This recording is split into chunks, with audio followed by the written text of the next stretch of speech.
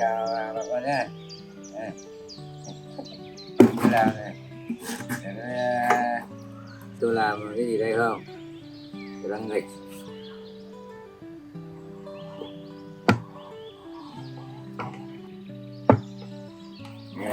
Được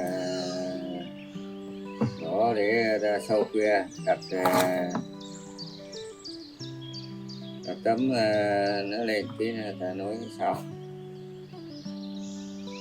ta đục lỗ toàn xung quanh này chúng người ta gác kia vào ra bữa đốt rồi sau ta có đất. Rồi các bạn thấy không, châm lỗ này nhiều rồi, châm bằng 8 lỗ. Đây mà con thấy que này là que xiên thịt nướng, để tôi xiên vào đây.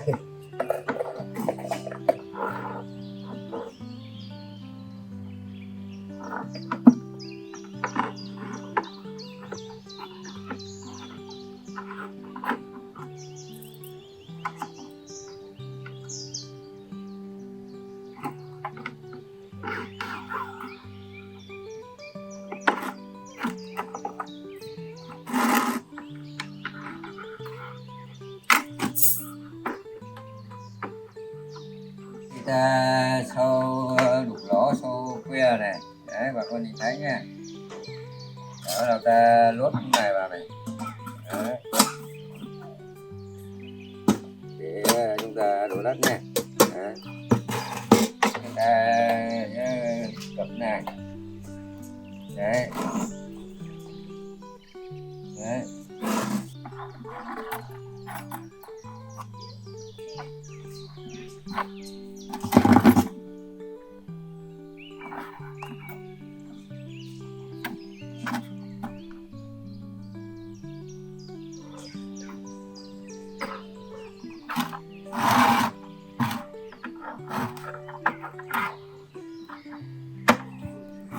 Này kìa.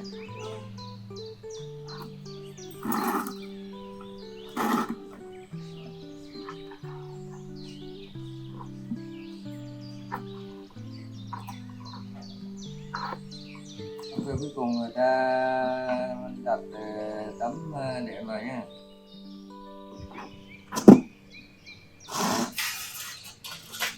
Đây. Đấy, người ta đặt vào hết nha.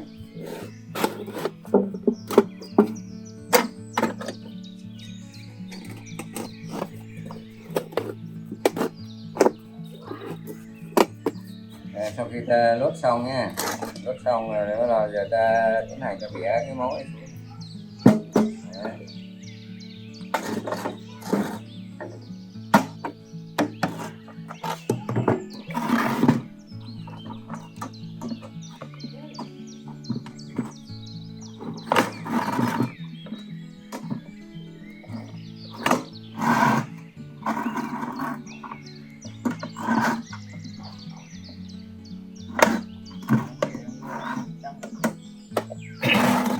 Kẹp với cái này từ đầu này mới được. Vẽ xong lốt miệng kia ta lốt này, người ta tiến hành bỏ nước này.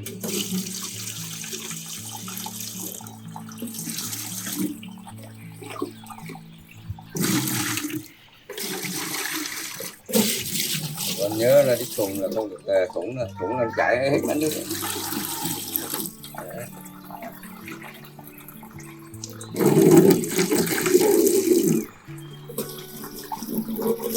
Rồi con có biết sao thì để cái lỗ này không? Đốt trong thời gian đốt que xong, đốt đáy xong này, đốt đổ nước này. Để nhằm mục đích như là nước không được thoát,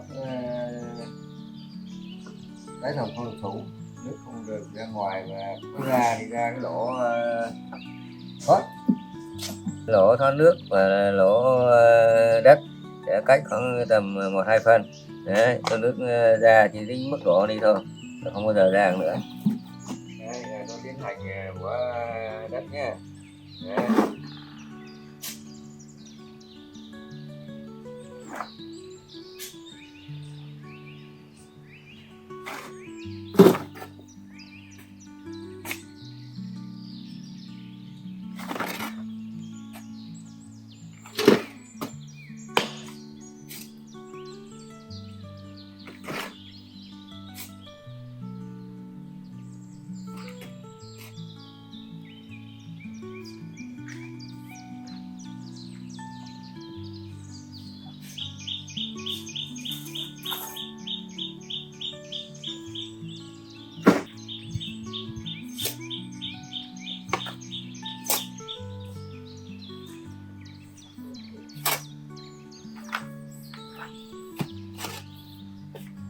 Giống tôi mới trồng 5 ngày này. Đấy, rồi tôi mới trồng vào cùng vừa làm xong này.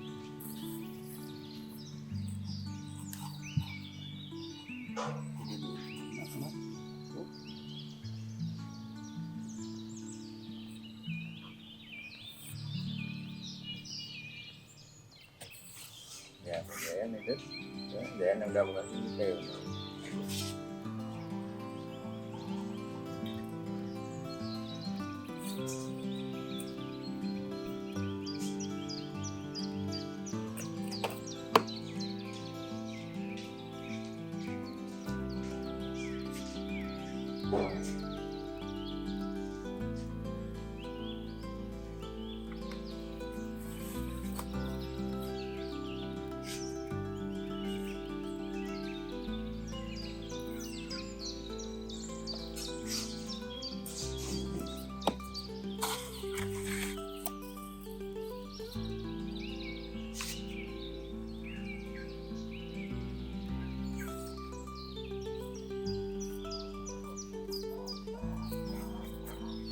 Rồi trong khi ta trồng xong rồi ta tưới đúng này, bà con lưu ý này, mọi người lưu ý là ta tưới vừa đủ ngấm thôi nha. Đấy, tránh trường hợp là tưới nhiều là nó xuống dưới đáy này nhiều quá là anh không hút kịp là dễ bị úng. Sau khi ta tưới hàng ngày á, nước dư thừa nó sẽ xuống dưới đây. Đấy, nên ta không lua là nó bị đó, mà sau khi nó xuống đây nhiều là nó có cái lỗ tràn tràn ra ngoài. Đấy, mọi người lưu ý, mọi người lưu ý và like cho tôi bà con hàng xóm nha.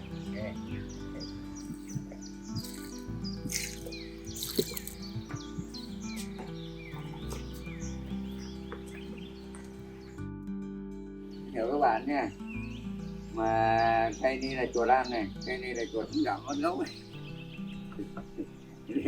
Để ta bấm cây này sang đây, cây này sang đây nha. Cho nó đều này.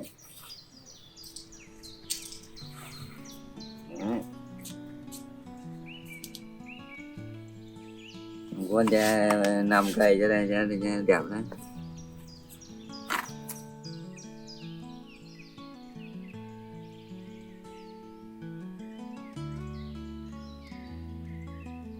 Cái này là nhánh chuột ăn mất ngọn này, để nó đang mọc này. Đấy, vẫn lên được, vẫn đang cứu được. Đấy, và con xem là sao có bằng cây nào nha. Đây bên này là chuột cắn mất gốc, không lơ thế nào mà lên được. Tôi phải thay thế cây đôi bên này sang đây. Ngày nay đó là 10 ngày này, lên được mấy nhánh rồi nha, chuẩn bị lên nhánh để ra hoa. Đấy, đây là 3-4 nhánh. Đây là hệ thống nước này, đây tôi dốc cho bà con thấy này. Đấy, chưa? Đấy, cho nên là ta không cần phải tưới nha. Đấy, cây nào cũng thế hết nha. Xin hẹn lại bà con chờ ngày thu hoạch nha.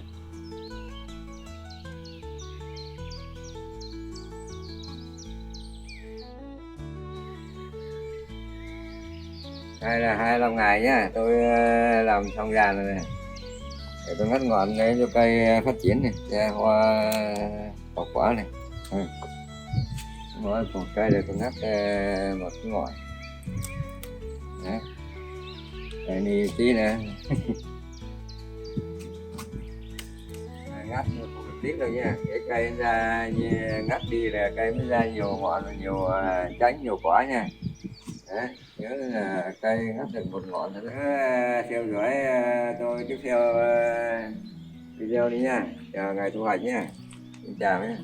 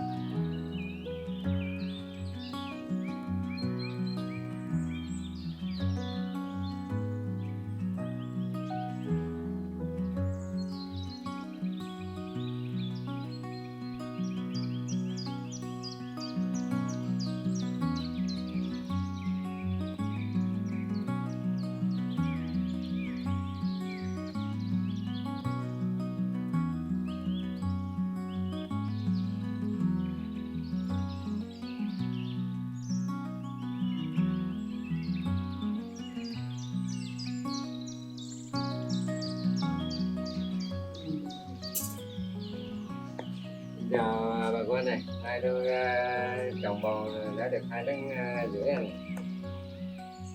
Nay đến ngày thu hoạch cá đàn, còn những quả nhỏ này để đến đợt sau rất nhiều quả này. Đấy, quả này. Quả dày 2-3 quả. Quả này dài con nhỏ này chỉ có 10 ngày là người ta được ăn.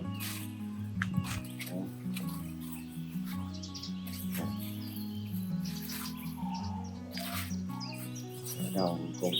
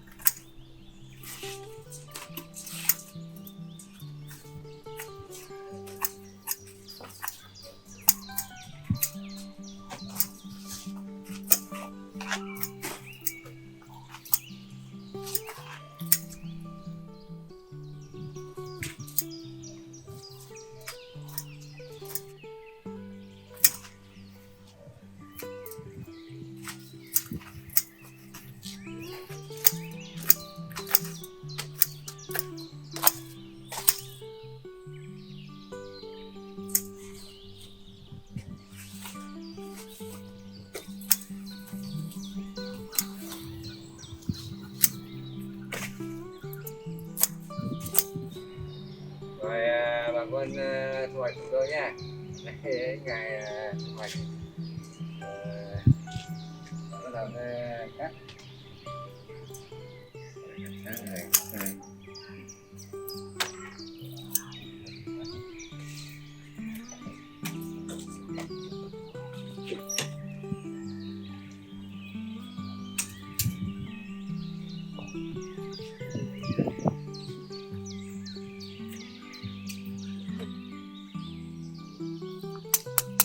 Yeah.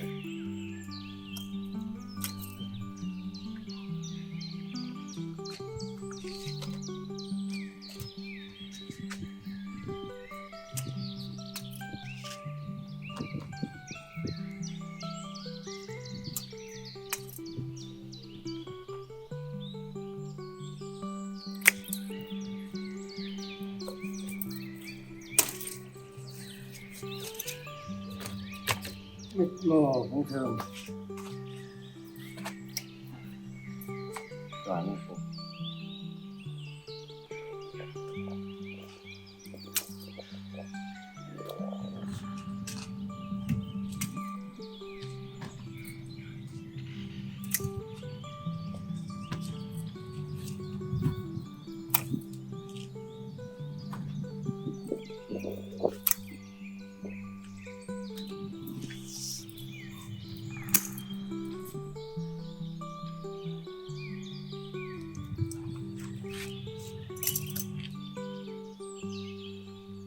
Yến mà áo gãy ra. Đây mời bà con ăn dưa hấu bầu nhé, dưa hấu bầu.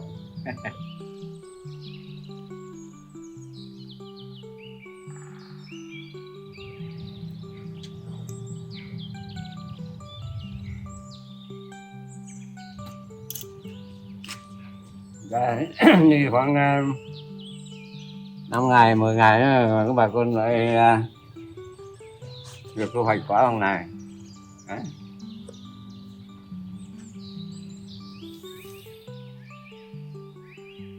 Chúc bà con ăn nhiều mau lớn nha, ăn bầu.